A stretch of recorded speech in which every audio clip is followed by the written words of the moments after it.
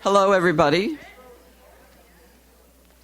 and welcome to the Sun Come Up event.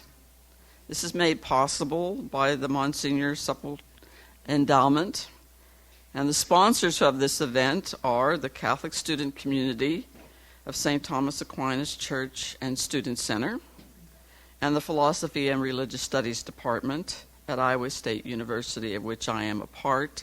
I'm Ann Clifford, and I happen to be the holder right now of the Supple chair. Okay.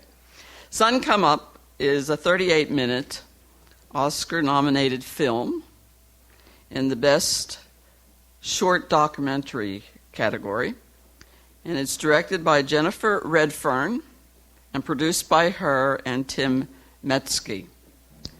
The film chronicles the relocation of some of the world's first climate change refugees, the 2,500 people living in the Carterets, a group of Papua New Guinea islands located in the South Pacific.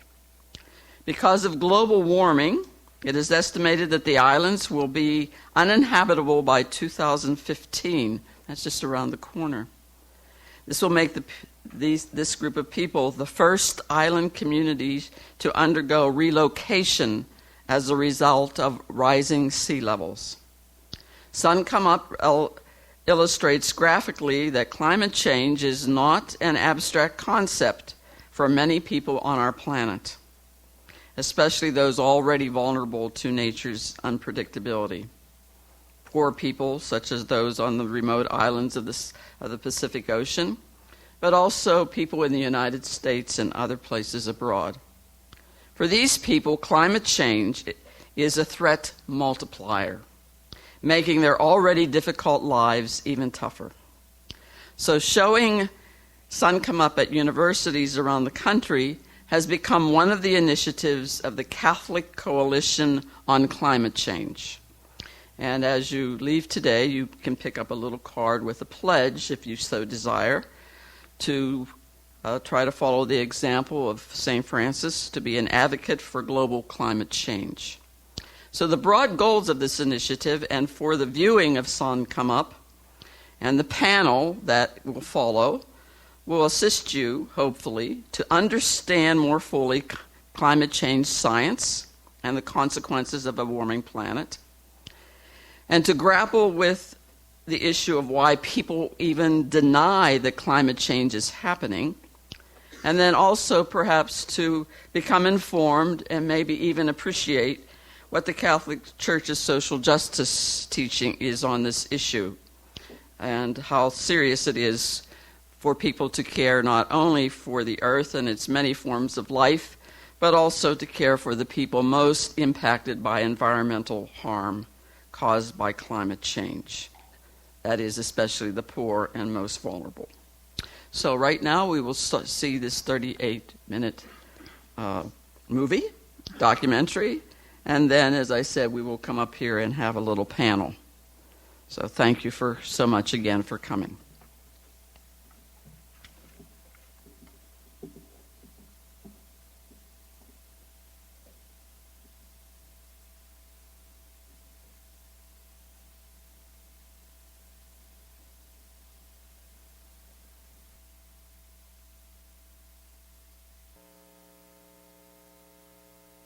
I am now. All right, very good. Okay. Setting her presentation up, she will be going first. I will introduce her. Professor Cynthia Servato is a member of the Department of Geological and Atmospheric Sciences at Iowa State University. She was born in Italy. She earned her PhD and Doctor of Science degree from the ETH Institute in Zurich, Switzerland, where once upon a time Einstein taught. She was also a member of that faculty, and her research focus is paleoclimatology of the last 15,000 years. So, I guess we're sitting in the... I suggest we sit down. Yes, and we'll go. So, here, go for it. The microphone's right behind you.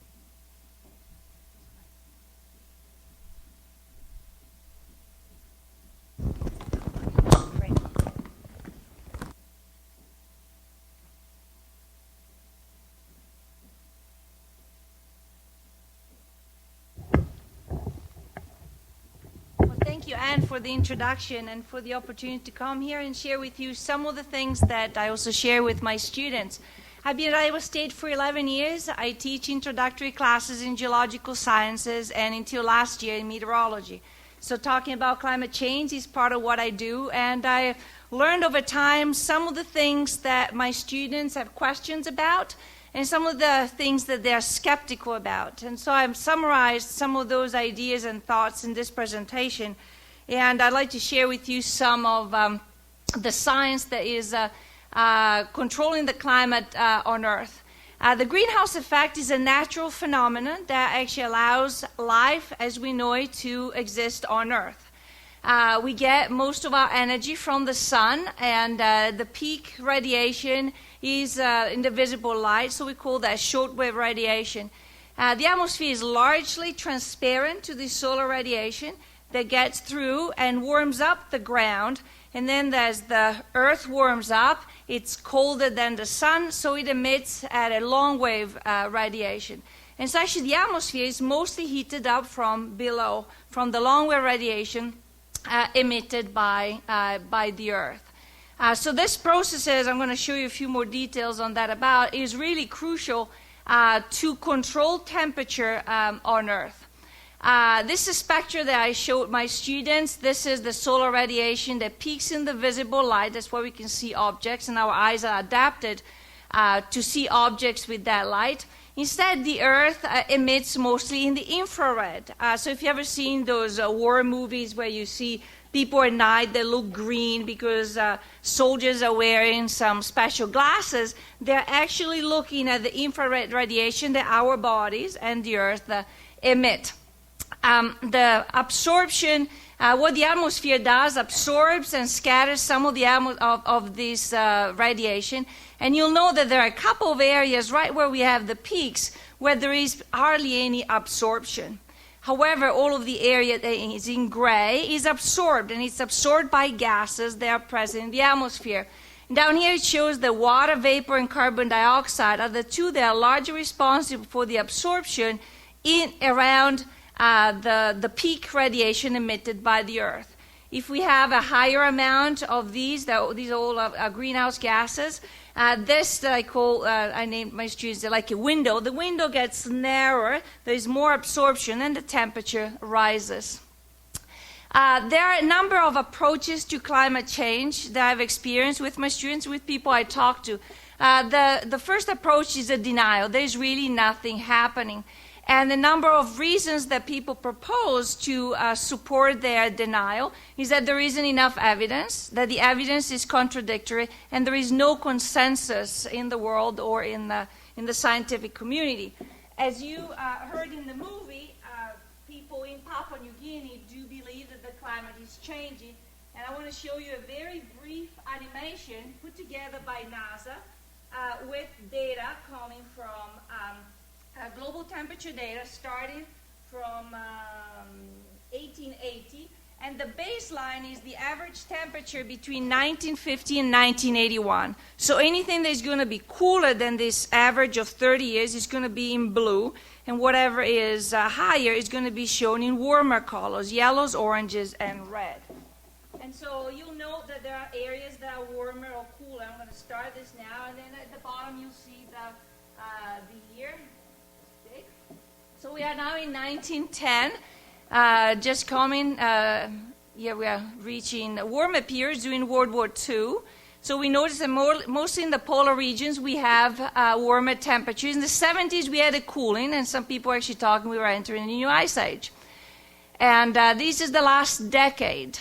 And you will notice from the animation that there isn't really any doubt in terms of data that the climate is warming. It's not warming everywhere, but on a global scale, it is warming, and certain areas are warming up more than others. And sorry about that. Here on YouTube. Especially the northern latitudes and the polar regions are warming up more than others, and this warming is more pronounced in the last decade.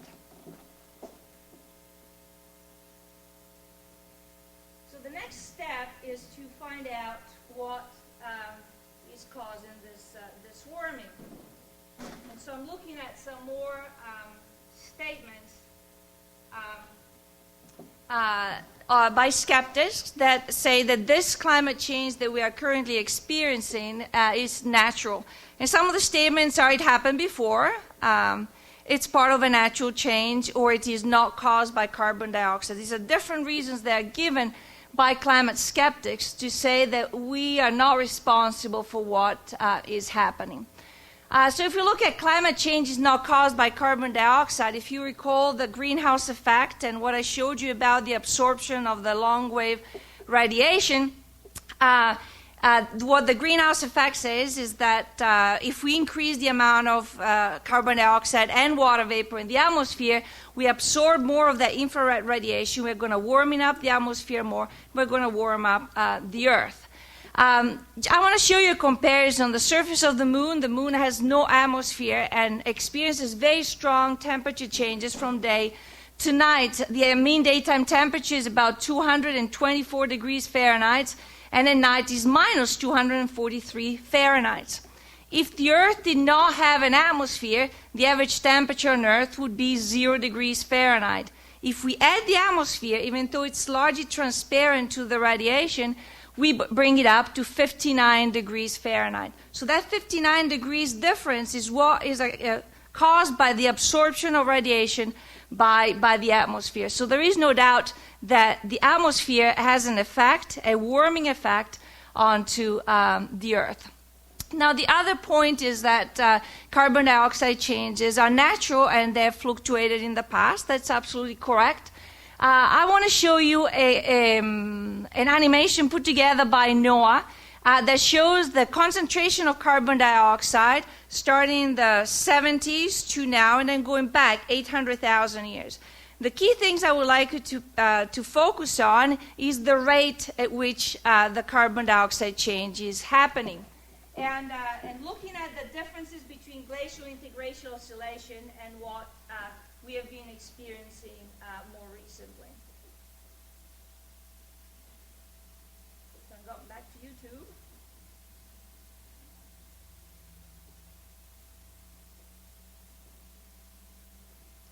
So there's a lot of information here. This shows the locations where the data are taken.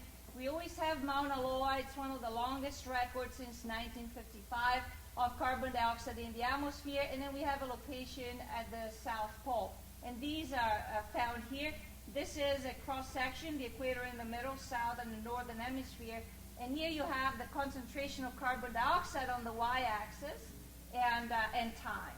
And you're going to notice there are going to be a lot more dots that are appearing. But what you should be looking at is the trend. When we get to 2008, this is going to backtrack and then go back using ice core records, temperature records to go back to 800,000 years ago.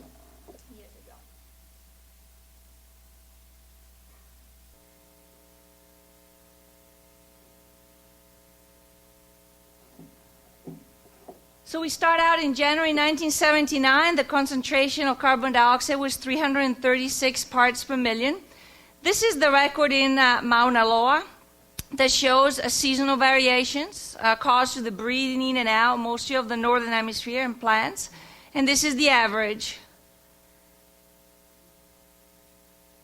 There's much more variability in the northern hemisphere because we have more land there and more vegetation. In October 1989, Mauna Loa passed the 350 parts per million mark.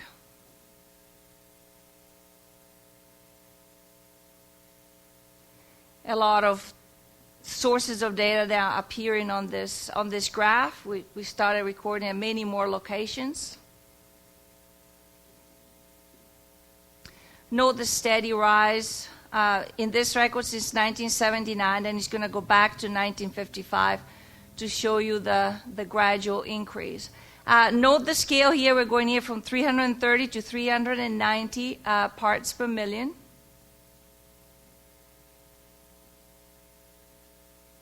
We're now in 2003.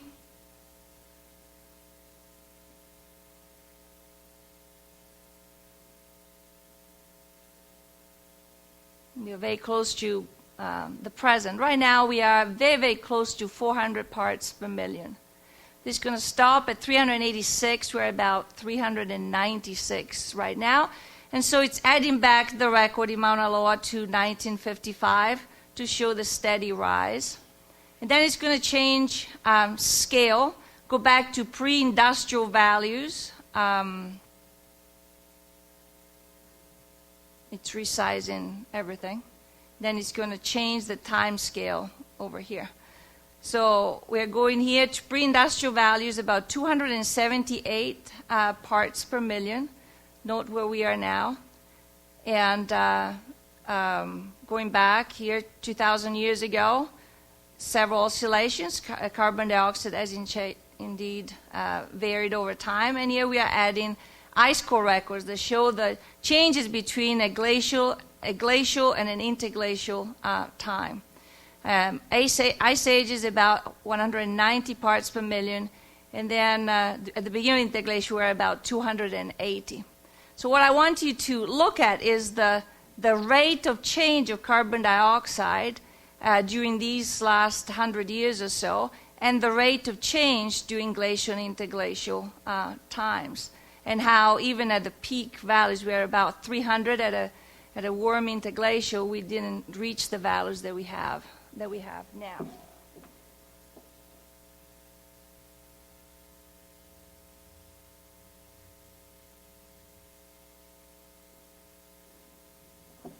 So as the graph shows, the rate of change is being very fast compared to what we had in previous times, and we can actually make comparisons. We have had a glacial interglacial rise. There's something missing in there. A glacial interglacial rise is about 100 parts per million over a span. Usually a full cycle is about 100,000 years. We have had about the same amount in the last 150 years. If we look at, again, the claim that the carbon dioxide rise is natural, we need to account for the fact that we emit 6.5 billion tons of carbon dioxide per year, where volcanoes altogether emit 200 million tons.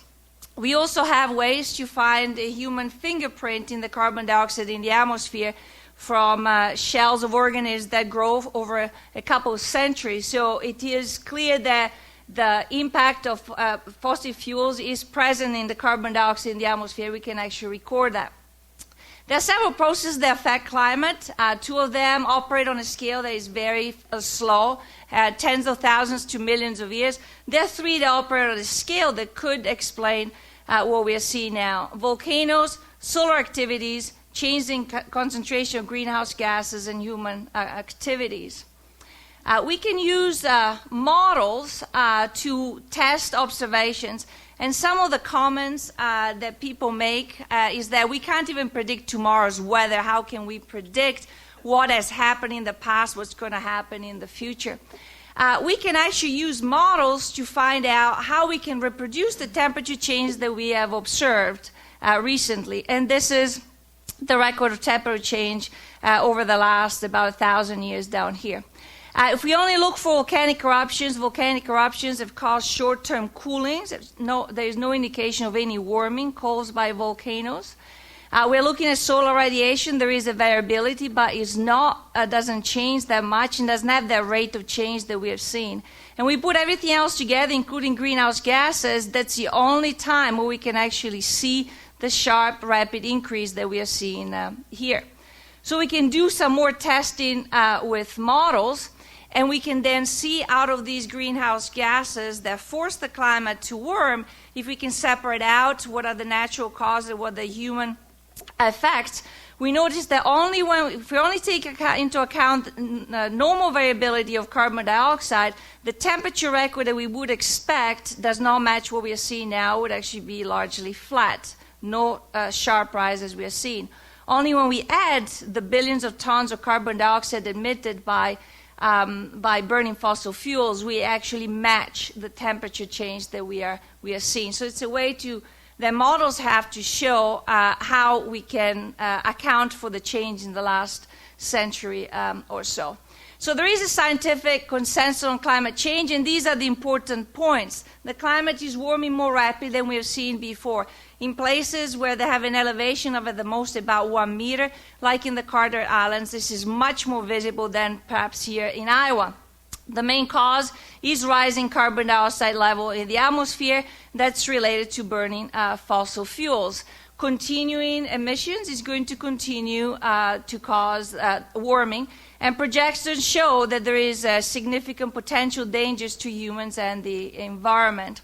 One of the consequences of rapid climate warming are changes in precipitation patterns and more extreme weather events, and we are experiencing some of those even here. Heat waves, droughts, and floods. Oceans are becoming acidified by the dissolution of carbon dioxide in them, so we see coral bleaching and calcification of organisms that have problems calcifying. We see a decrease in the snow cover, and recently you probably heard about the shrinking of the sea ice. Sea ice in the Arctic has a very important role to play in the climate system, as it acts as a reflectant of the solar radiation by increasing the planetary albedo. A reduction of that means more radiation from the sun can be absorbed by water, and therefore an increased warming. We are predicting a sea level rise of about 1 meter by 2100 by melting of polar ice and by the expansion of the ocean waters that are warming. Those are actually conservative estimates, and there are increases in diseases and plant and human pests related to that.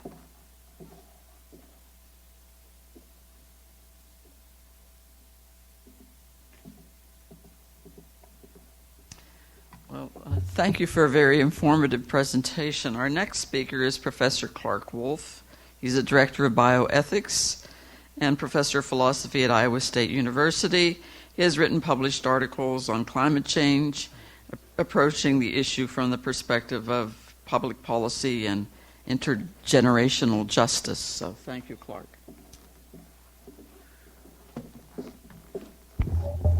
Well, I was initially going to talk to you about the perception of environmental change and why we might not perceive huge-scale changes even when they're actually taking place. But I've entirely decided to do something very different. Because this movie strikes me as an opportunity to talk about quite a different issue. So I'd like to think about the broad issue. I teach ethics and moral philosophy as well as political philosophy and philosophy of law. I'd like to think of the broad issue, under what circumstances are we responsible to take responsibility for the plight of other people, which really is one of the huge broad-scale issues that this film presses upon us. Right here are these people who are unhomed. They've lost their place. And they're looking for, somebody has to take responsibility in one sense or another for them. There's a philosopher named Peter Singer who offers a principle in a very famous paper called Famine, Affluence, and Morality. And Singer offers the following principle. I'll say it to you twice just so you can sort of think of it. He says, if you can prevent something very bad from happening without thereby sacrificing anything of comparable moral significance, then you ought morally to do it. Right? So let's think about what that means for just a moment. Right? In the case of Singer, was actually thinking of world starvation, of global hunger and displacement of peoples.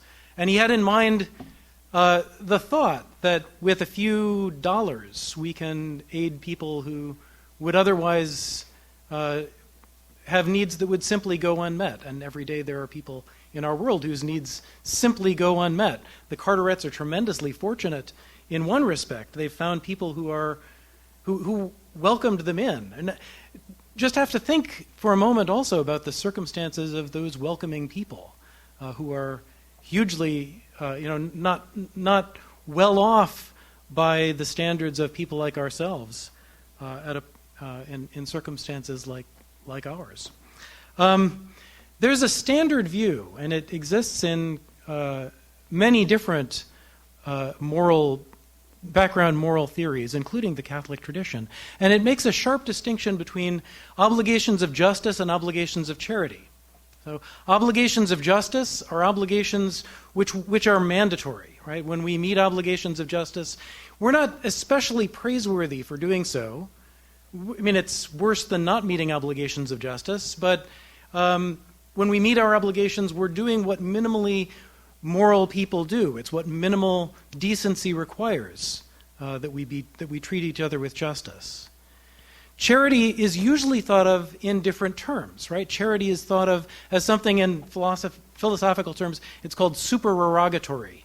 It's above and beyond the call of duty. It's not something we have to do. We're not criticizable if we fail to do so, to do something charitable. But it's nice. We're good people if we do charitable things. Obligations of charity are thought to be discretionary in different ways. I mean, in one sense, obligations of charity are thought to be discretionary since you can either carry them out or not. And if they're truly above and beyond the call of duty, then we aren't bad people if we fail to carry them out. In another sense, they're discretionary. There are lots of people in the world who could be potentially the objects of our charitable attention. But we're entitled to select where we bestow our charity. So this distinction has a long history, and I'm thinking about it from a critical point of view here. I'm not actually entirely critical of the distinction between justice and charity. I think it's a good distinction, and I do think that we have obligations that are mandatory and other kinds of obligations that allow us a certain amount of discretion. But it seems to me that this case that we've just seen in this film presses on us a thought that maybe we can't draw the distinction between justice and charity in the place we've traditionally thought to draw it. Let me give you a few examples of this. Foreign aid is a tremendously unpopular program in the United States. Surprisingly unpopular. People believe that we spend a huge proportion of our national budget on foreign aid, and they worry that that's money we ought not to be spending on people in far distant countries. We ought to be spending it on poverty and hunger at home, and there's a certain pull to that thought. We think of aid as a charitable action. We think of it as something that we're doing that's beyond the call of duty. It's not a requirement of justice. It's something extra that we do, and that's one of the reasons that people see it as an unpopular issue. I'm going to move from the Carterets to Haiti for a moment, right, just to give you an example of a country that is deeply implicated with American policy. Haiti has recently experienced a series of disasters. The earthquake that laid cities flat and left people homeless and desperate in Haiti is just one of the most pressing and poignant disasters in our part of the globe. Right? This is in our region of the globe. The earthquake is not the only difficulty that has recently struck Haiti. Right? So one of the things that struck Haiti was the price of corn, and it immediately affects us here in Iowa. Right? So we produce a tremendous amount of corn, and that was a tremendous benefit for Haiti. It lowered the price of corn in Haiti until Haitian farmers didn't really need to grow corn anymore, right? Well, they couldn't afford to grow corn because the price of U.S. corn was so low that it didn't make sense to plant corn in Haiti because the price you could get to sell it didn't compensate you for the costs of growing it. So this was just fine and dandy because people could still buy corn in Haiti, right? Well, what happened subsequent to the lowering of the price of corn in the early part of this decade? We found all sorts of good new uses for it. We instituted a renewable fuel standard that required states to impose a certain, to use a certain amount of corn-based ethanol. That immediately had the effect of raising the price of corn, not just in Iowa, not just in the United States, but also in Haiti. So what I'd like to say is we're deeply implicated, not just bystanders, we're deeply implicated in the plight of people in Haiti. We put out of business the local agriculture that would have enabled people to feed themselves, and subsequently we put in place policies that raised the price of corn so that they're unable to feed themselves. We're implicated on both sides. It's as if we're pressing on both sides of their hunger. I think many global problems that we perceive are problems of this sort. We're deeply embedded. We're not bystanders looking on the disadvantages that other people are solving and are suffering in a world that simply contains a lot of pain and suffering. I mean, it does. And I'm not implying that we're responsible for it all. But we are not independent, outside, neutral observers of a world that includes this suffering on its own. We are deeply embedded. So when I think of the case of Iran, right? Iran is one of the most problematic regimes in the globe today, in the world today.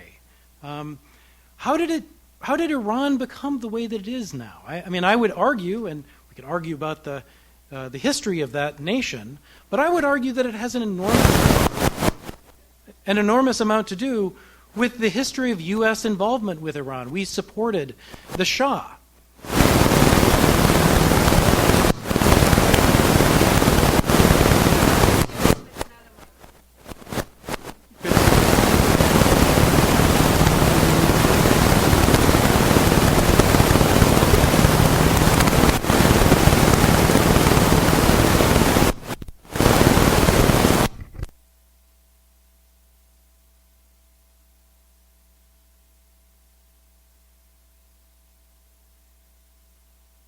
I'd just like to say that the history of Iran is a history of U.S. involvement. We supported a brutal regime in Iran.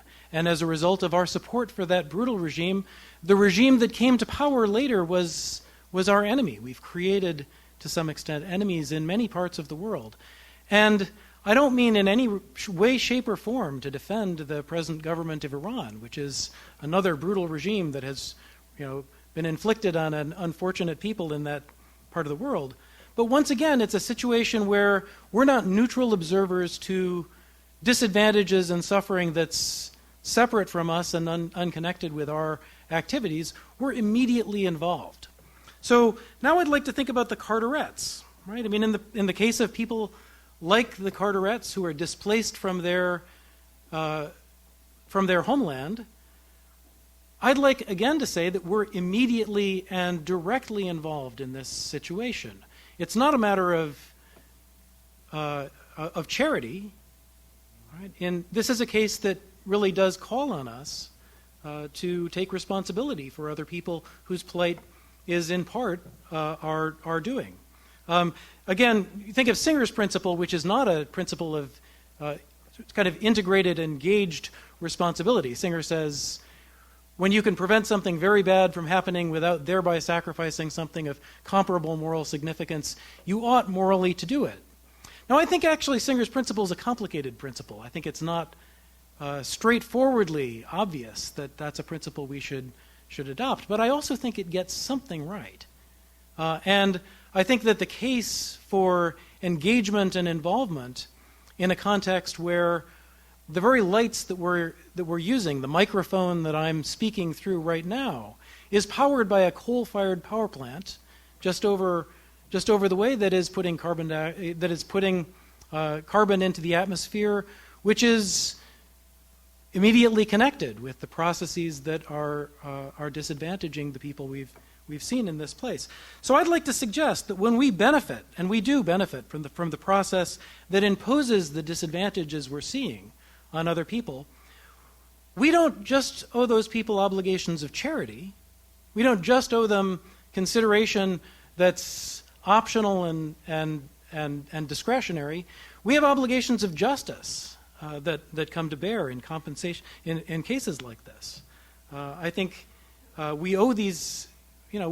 We're connected with their lives. We're connected with their circumstance in a way that makes this something more than just an optional engagement on our part. This doesn't answer the deeper and much more complicated question, right? What can we do? And I don't have an answer to that question. I'm inspired by the actions of the people who invited this group of people into their homes, who provided them with land, and I hope that it works out. I think it looks like a difficult situation. I predict a rocky road for these people. But what I'd like to wind up saying is that I do think we're in a situation where we're not just neutral bystanders on a disaster that creates misery. We're intimately engaged in the production of a disaster that creates misery for others for whom we really do bear direct responsibility. So, thank you.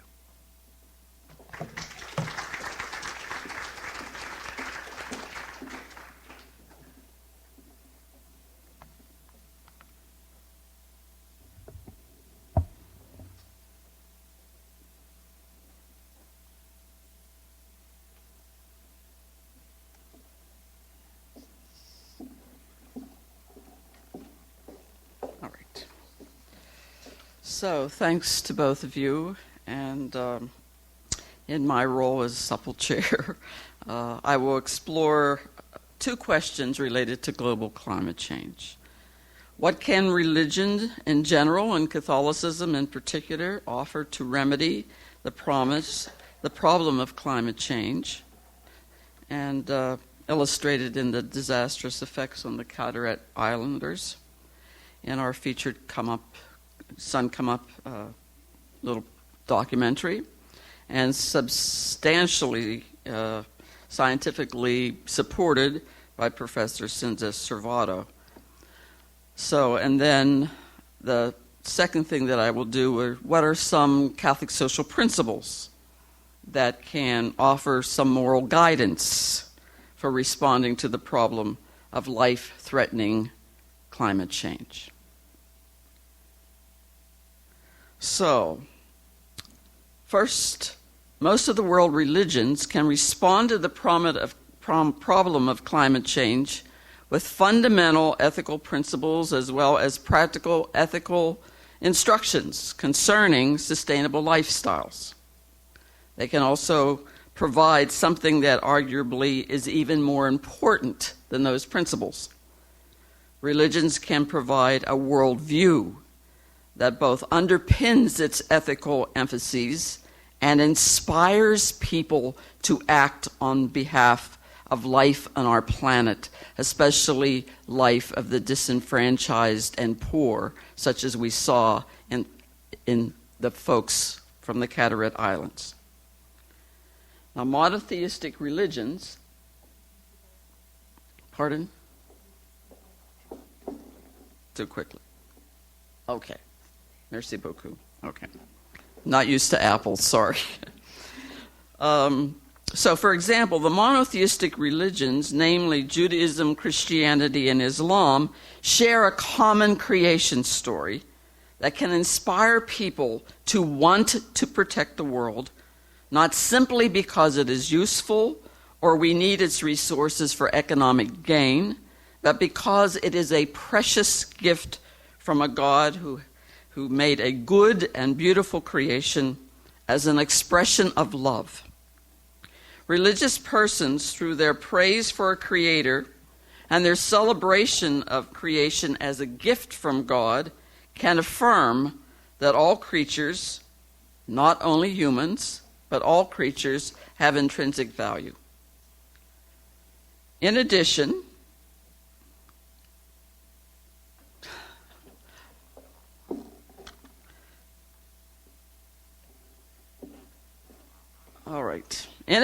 Catholics and Eastern Orthodox Christians in particular, due to their shared belief in the sacramentality of creation, affirm not only the integrity of nature, but also celebrate nature as both the overflowing of divine goodness and as a window into the divine.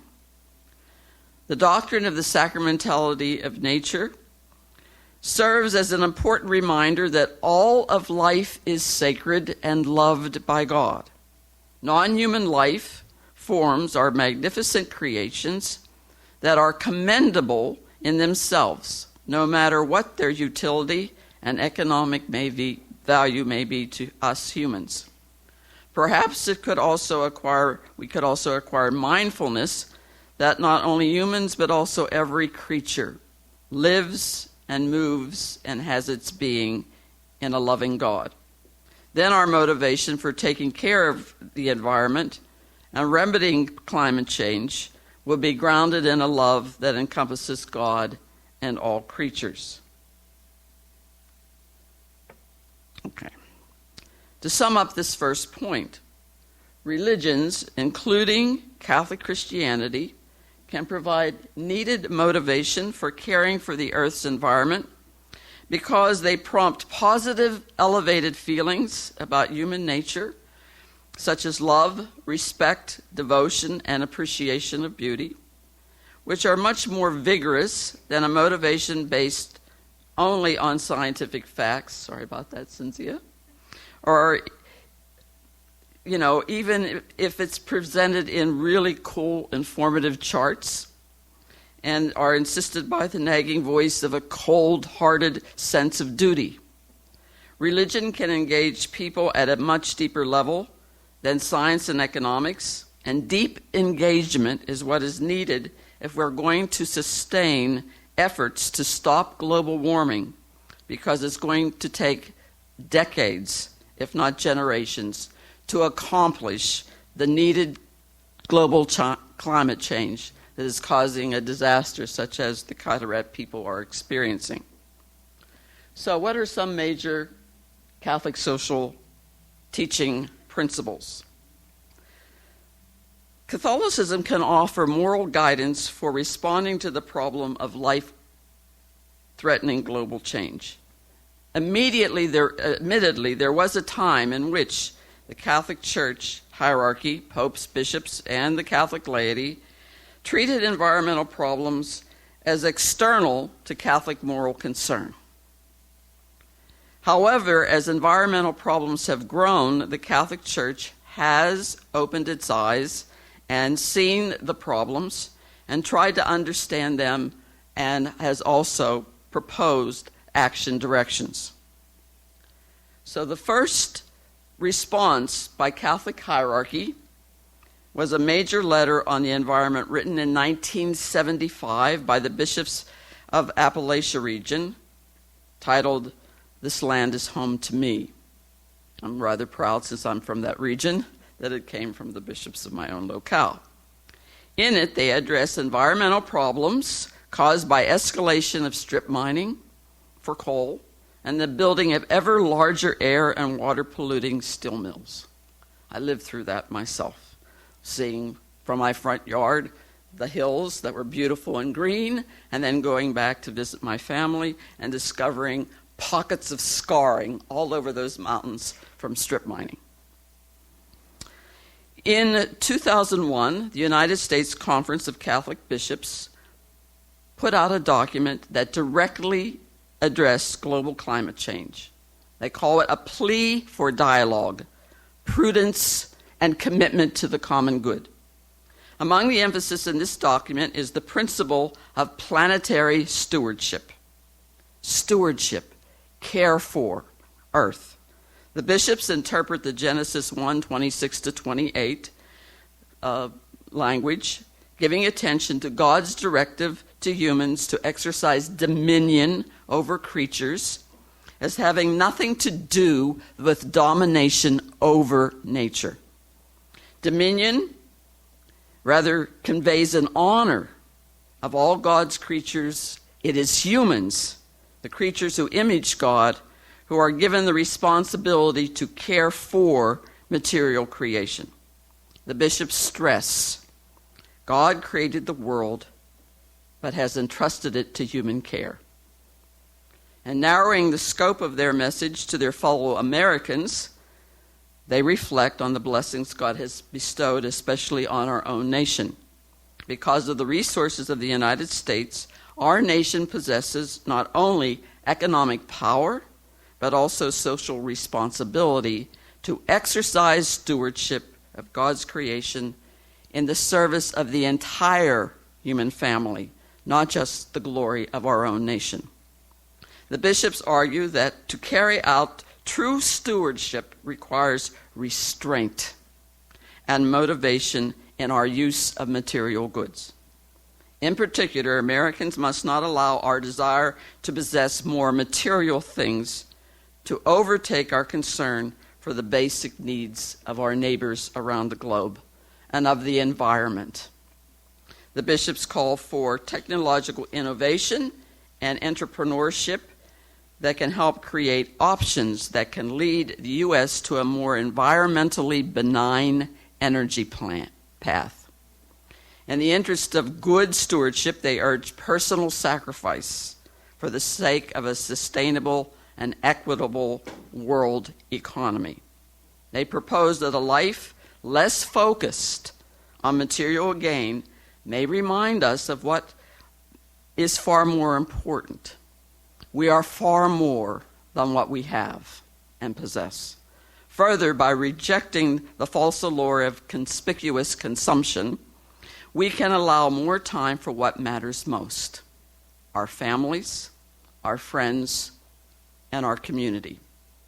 In sum, good stewardship built on a yes to sacrifice and restraint out of love for God and creatures could make a beneficial contribution to our quality of life, an essential contribution to addressing global climate change. The second principle, solidarity. The second and third Catholic social principles to ecological justice were found in Pope John Paul II's writings and then further developed recently by Pope Benedict XVI in his 2009 encyclical letter, Charity and Truth. And this is where he probably would disagree with Singer. These principles are very important. Solidarity was a favorite theme of Pope John Paul II in his social encyclicals. He affirms that all the people of the world do indeed belong to one human family, and we should pay attention to that fact. Though we may be separated by distance, language, culture, or religion, to be a true follower of Christ and committed to the divine, which is at the heart of Jesus' teaching, one of those elements is charity. Love your neighbor as yourself. At a minimum, this means coming together to resolve conflicts before they escalate into violence, and building on the simple yet challenging gospel teaching of love in his World Day of Peace address, Peace with God the Creator, Peace with all of creation. He called for solidarity, recognizing our common humanity, expressed in a covenant of global cooperation, so that we could work together not only to build peace among nations, but also care of creation. He wisely noted that care of creation can cause communities to be in stress and turn angrily on their neighbors in order that they can survive or rise above their neighbor. The third principle is the common good and economic choices. 20 years later, after Pope John Paul II made his statements emphasizing solidarity for the sake of peace and care of creation, Pope Benedict XVI wrote a document, Caritas in Veritate, very long one, 56 pages, rather difficult to go through. But in there, he stresses that global social, economic, and political order is possible only if nations and peoples will embrace the principle of solidarity, recognizing, again, our common humanity. And he calls for individuals and institutions to move beyond political partisanship of right versus left and conservatives versus liberals to place charity that begins with purposeful justice, a justice that extends to the environment at the center of their concerns. So it brings together charity and eco-justice. Pope Benedict challenges investors, consumers, business and labor, public officials and financiers to avoid the pursuit of narrow, short-term economic interests that harm the environment and instead to pursue actively the common good in our economic choices. He declares, I'll quote him here, The environment is God's gift to everyone, and in our use of it, we have a responsibility, first and foremost, to the poor. We also have a responsibility towards future generations and to humanity as a whole and to the planet we all depend on.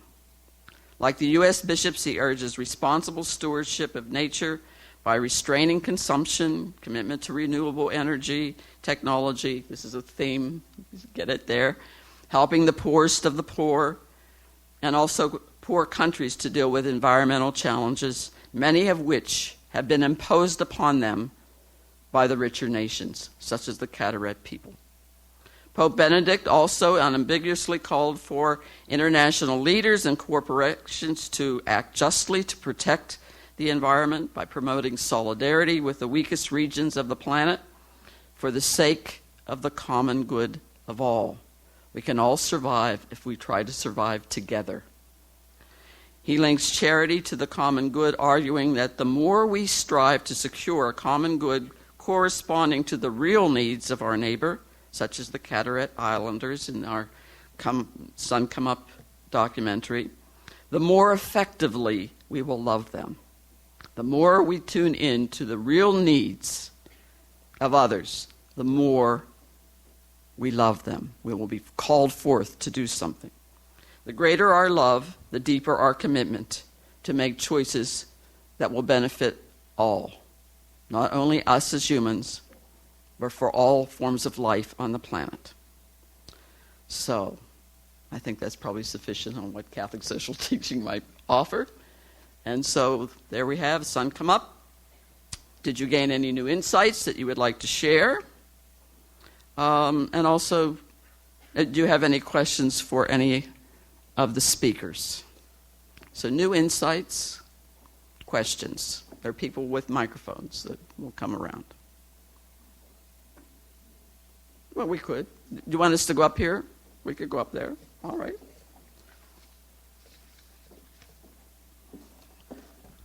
I need to turn this one off.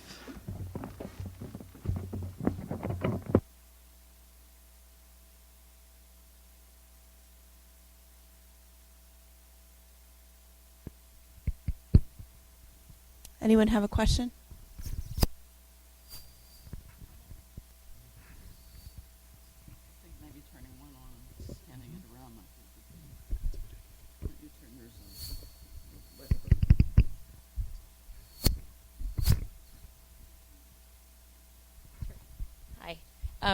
I'm curious about if the Catholic Church has taken any stance on influencing policy. I know that they have in the past about budget issues, and I think they have a really powerful role potentially to play, and so I'm curious if that's been part of the initiative about climate change. They have not directly, that, to my knowledge, tried to do things with policy other than try to exhort persons to do good. They have not tried to. There's nothing comparable to what has been happening with the health care issues. Is that what you're asking? Not yet. I don't know. I used to be a consultant with the U.S. Catholic Conference on environmental things, but haven't been doing it recently, so I don't really know. I'm sorry. Okay, I'll tell them that they should. Or you could tell them that they should.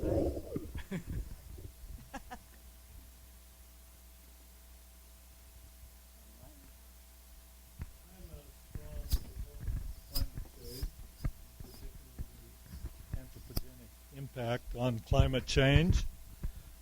However, in the case of this island, it is an atoll, very near sea level.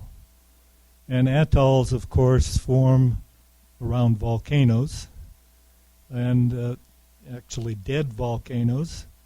And these volcanoes, when they were active, were hot and expanded, were above sea level. As they became dormant and inactive, they cooled and subsided. And in a normal evolution of atolls, they eventually die. They subside beneath sea level. How do we know that that isn't happening in this case? You know, I think it's important to emphasize global climate change, but at the same time, I think we need to have our facts completely straight. Otherwise, we're criticized by the politicians who say we don't have our facts straight. Certainly, that's a very important point. In fact, I hadn't seen the movie beforehand. And at the beginning, those big waves were actually caused by a tsunami. That has nothing to do with climate change. It's just showing water that is chasing people away. So tsunamis are caused by earthquakes and they're not related to climate change. I was looking at this island. In fact, you're absolutely right. That's a coral reef that's on top of a seamount. And it was probably exposed during the last glaciation when sea level was considerably lower than it is now, and then sea level has been rising. What I think might be, and it needs to be proven because you need to study the rate of sea level rise and how this island has been shrinking, I think we're looking at the increased rate of sea level rise that is affecting these populations. They said they've been living there for thousands of years. I didn't look into finding out how long that would be. They're certainly living at the boundaries of survival in an area that is made by carbonates, has hardly any resource of fresh water. And so certainly their situation and living situation there was hardly sustainable over the longer terms. What I think it's possible is that the rate of increase of sea level that they're experiencing now is much faster than what they might experience previously. And that's one of the things that we're seeing in areas that are being affected by climate change. Gradual climate change is experienced on natural causes, allow people to adapt gradually or to move. Instead, this looks like it's happening at a rate that's higher than what these populations could sustain. And in an area that is heavily populated, this is becoming more of an issue. So there are all kinds of factors that I believe play into the issues that we're seeing here. A population that is increasing, the fact that their environment as islands is not sustainable over the longer term in any case, because of the environment which they're living in. They cannot support this kind of populations. And the possibility that the sea level rise has been accelerating in the last couple of decades, and therefore is appearing to them as something really rapid. They're talking about the island sinking, but I really believe that we are looking at sea level rise and the effect of sea level rise in those locations. But you're absolutely right. We need more information about this. However, there are large parts of the world that are within this 1 meter of elevation that can be displaced by a continued increase in sea level, and that's certainly a large issue. Yeah, we are looking at problems with about 2,500 people being displaced. Think about hundreds of thousands or millions of people that are living in the large urban centers that are close to sea level. So,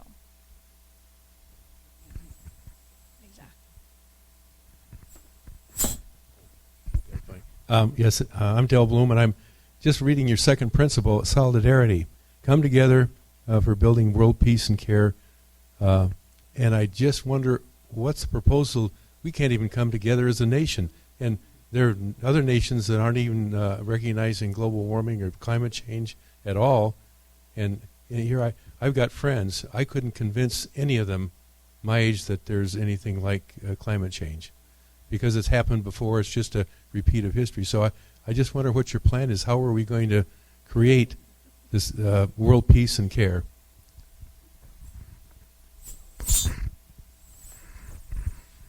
My plan is to communicate. Anytime I get an invitation to go anywhere, I'm a little bit tongue-tied tonight because I have a little jet lag for being in San Diego to give a talk on the 20th of September. So I feel like, it just started to hit me that I was living in a different time zone. I don't know what to do other than try to draw attention to this. I feel that one of the scandals of our time is the deep divisions over things that really could be worked out, okay? One of the gifts of religions is, teachings on love and reconciliation, okay? Come together, because even though we may not be feeling it directly, people's in this room's children and grandchildren are going to have to deal with a huge mess. I'm looking at the undergrads back there, okay? Some of them from my classes. They're going to have to be dealing with something that is so serious, and we need to get moving and get beyond this nonsense, to be honest. That's where I am. Maybe it's a little bit of jet lag there coming out. Yes, please do. Yes, Yeah. he does. Well, I, If that happens, how do you expect, if he gets elected, how do you expect the people to go along with climate change? when you look at public disagreement, like disagreement over climate change and other large-scale public issues, I think it's important to ask, about the sources of the disagreement. But I think it's always relevant to ask cui bono, right? Who benefits from disagreement and division in this context? And I do think that there are people who benefit from the delay that we might undertake but before putting in place measures to address this problem. And I think there's very good evidence that public disagreement over the issue of climate change has been, in fact, created and heavily funded by people who plan to benefit from that delay and from that disagreement. So I don't think it's just a problem of disagreement and we can't come together. I think it's a problem that is partly economic and partly political in its origin.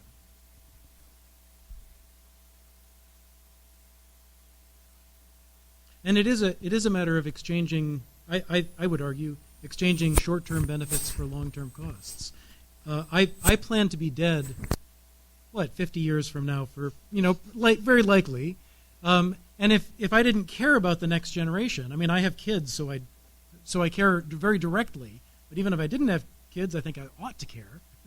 I might be interested in gaining those short-term benefits and hang the future. I'm Sherry Riley. I'm the Director of Campus Ministry at St. Thomas Aquinas, and I want to thank all of you for hanging in there. If you do need to leave, feel free to do that.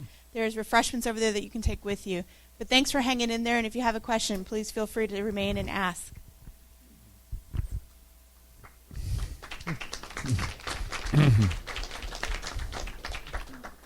Carl, there was a time when this particular presidential candidate believed in climate change.